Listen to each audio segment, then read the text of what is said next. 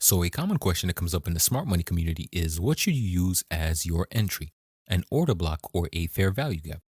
So, in this lesson, we're going to compare and contrast both to a sample size of a quarter, which is 3 months, and see which one is more beneficial to implement in your trading plan.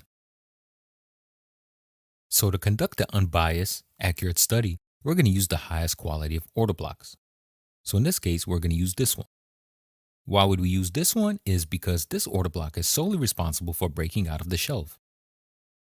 So what is the second clue now? What is another factor that can validate this order block? The reaction.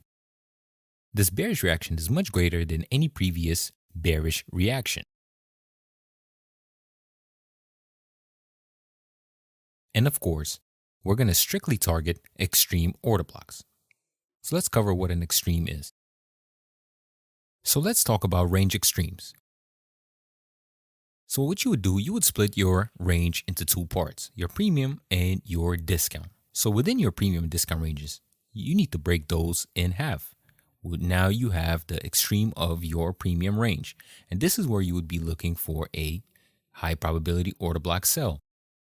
Here is a extreme of a discounted range. And here you would be looking for a high probability buy, which would be your high probability order block. So for this study, I strictly used extreme order blocks. So out of these two order blocks, I would use the extreme, which would be you pull out your fib, break your range into quarters, which is your last swing high, your last swing low, and break it into quarters. And look at which order block is located in your extreme.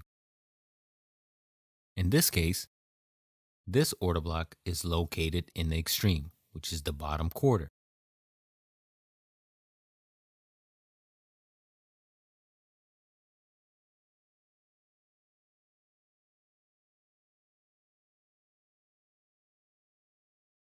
So the results backtesting your USD using our high probability order blocks over a span of 3 months, the results were 6 out of 12, which is 6 wins out of 12 setups with an average risk to reward of 3R. And time frame wise, time frame is dynamic. Why is it dynamic? Because economy is dynamic and foreign exchange currency is economy. But if you want to average it out, my higher time frame was around 9 hours and my entry was around 30 minutes.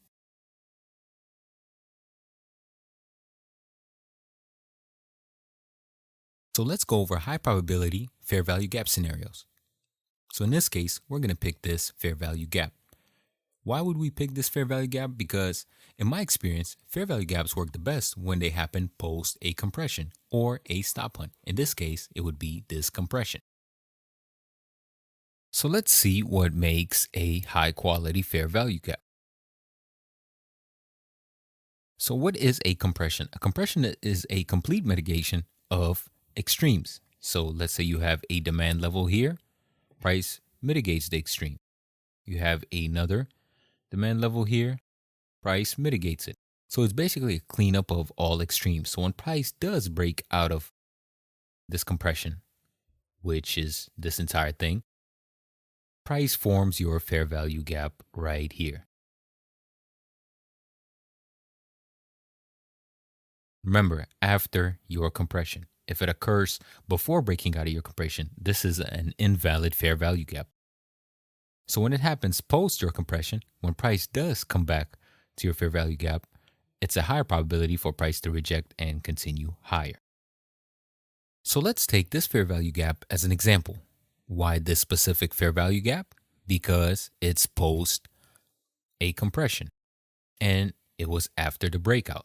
So you have your breakout right here.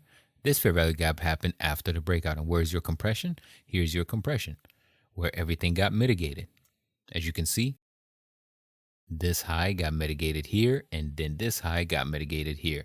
So all the extremes got mitigated. So this breakout was a validated fair value gap.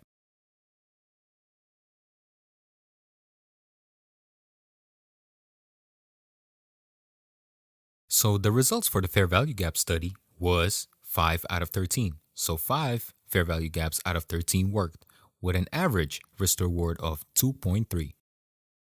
And as far as time frame goes, like we said previously, it was dynamic, but if you average it out, My macro was the 6 hour and my entry was the 30 minutes. And when using fair value gaps, you always want to use a lower time frame than when you use an order block. So the last part of the study was the overlap. The overlap is when a micro order block occurs in a higher time frame fair value gap.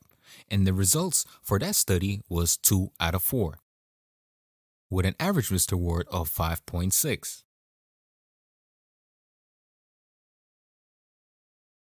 So to conclude the study, the extreme order block and the overlap are tied at 50% when it comes to strike rate. Frequency-wise, fair value gaps occurs more often than the other two, but with a much lower strike rate. And the risk reward goes to the overlap. Even though it occurs less frequent than the other two, it has the highest risk reward. So hope you guys enjoyed this lesson. Make sure you like, share, and subscribe, and drop a comment. What video do you guys want next?